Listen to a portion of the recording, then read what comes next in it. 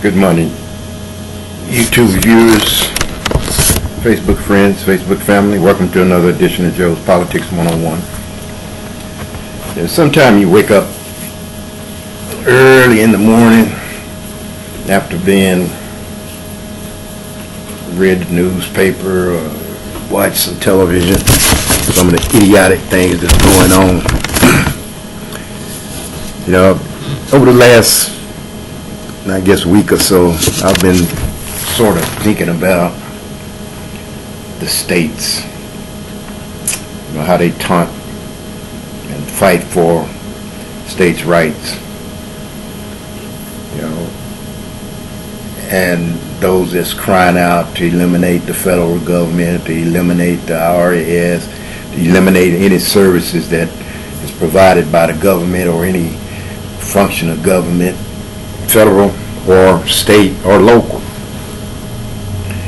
You know, you look at states like Wisconsin, Ohio, Michigan, all these places where they've just pretty much destroyed the public sector workers who pretty much make up the middle income people in America. The only middle income people that they want to work, or the lower income people that they want to keep, is those who are serving in the military. But states' rights, you know, and the idea that the government don't have a function in our society. As you look around and you listen to and you read about, you know, voters' rights, you know, women's rights to make decisions about how they want to live their lives and what they want to do with their bodies. You look at the civil rights of minorities that, you know, are being attacked. All of these things are being attacked by one segment of society. Somehow, a lot of white men have it in their head that they're the only overseers of the United States of America. You know, that nobody else has that right to be a part of the government. You can explicitly see that in the aftermath of President Obama becoming president, an Afro-American becoming president of the United States. You can plainly see it. I mean, it's no disguise there. It's no hidden agenda. You know, it's just outright, you ain't supposed to be there, and we're not going to let you do anything.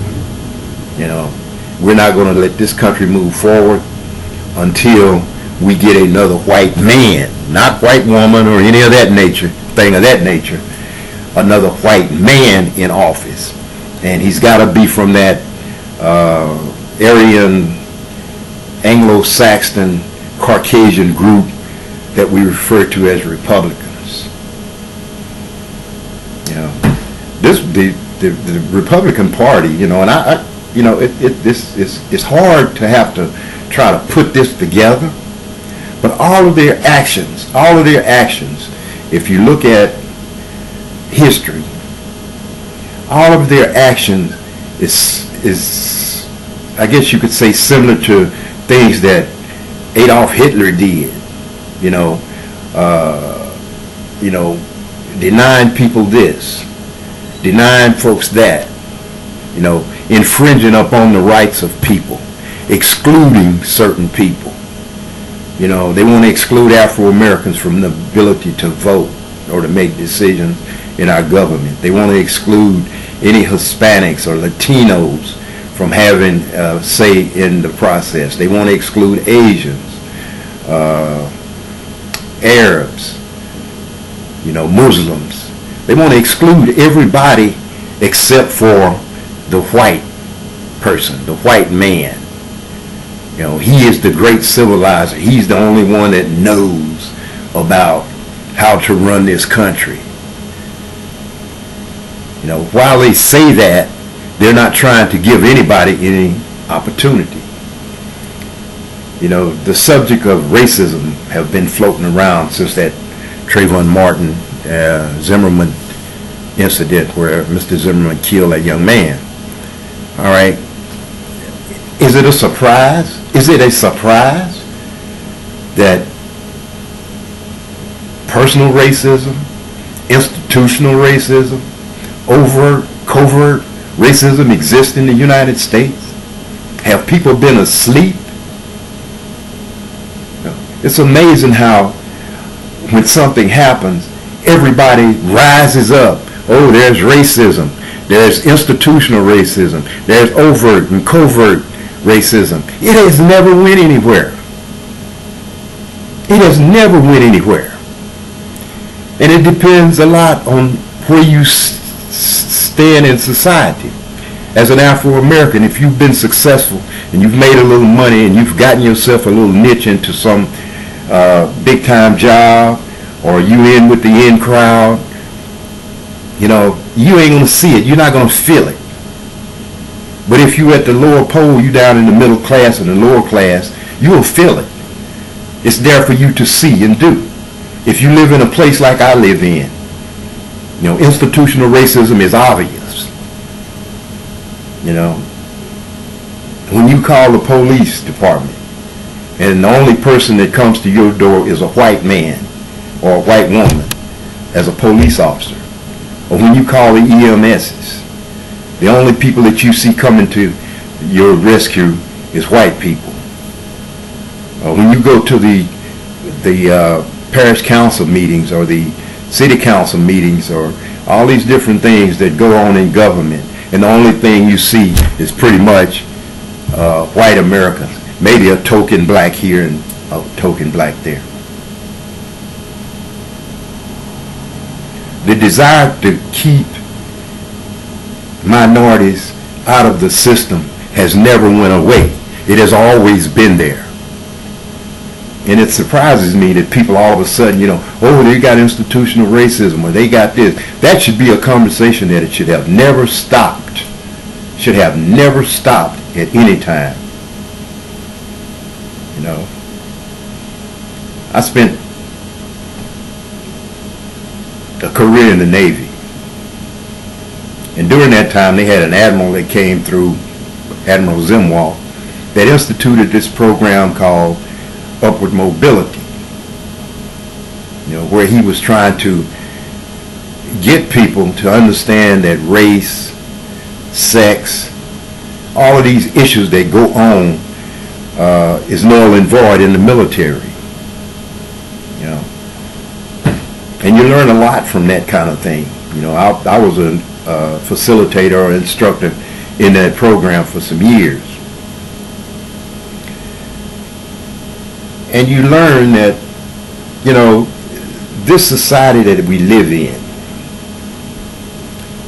is geared towards eliminating certain segments of society. And those rules are made by white, Anglo-Saxon, Caucasian, Aryan, whoever they want to call themselves, or whatever they want to call themselves. And when you get into the states, and I've said this all my life, the states do not respect or accept the citizens of their states. When a politician get up on a stump and lie to you about what he's going to do, but when he gets to the Capitol or get in that position of power, he does totally different things. And we don't hold them accountable for their actions. You know, you look at Texas, you look at Rick Perry, he's been a governor in Texas for 12 years plus, I guess. And he has made decisions not to suit the citizens of Texas. He made decisions to suit himself, his little entourage, and those that have influence within the state. Damn the little man, damn the working person, damn the woman, damn the minority.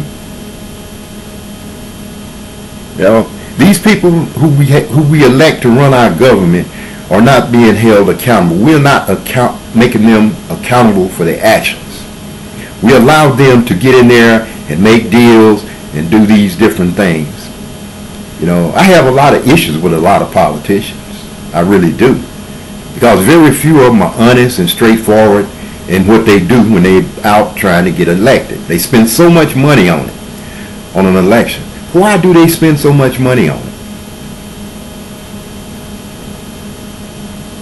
You know, a job that pays you $100,000 a year or $174,000 a year, you spend millions of dollars to get that position.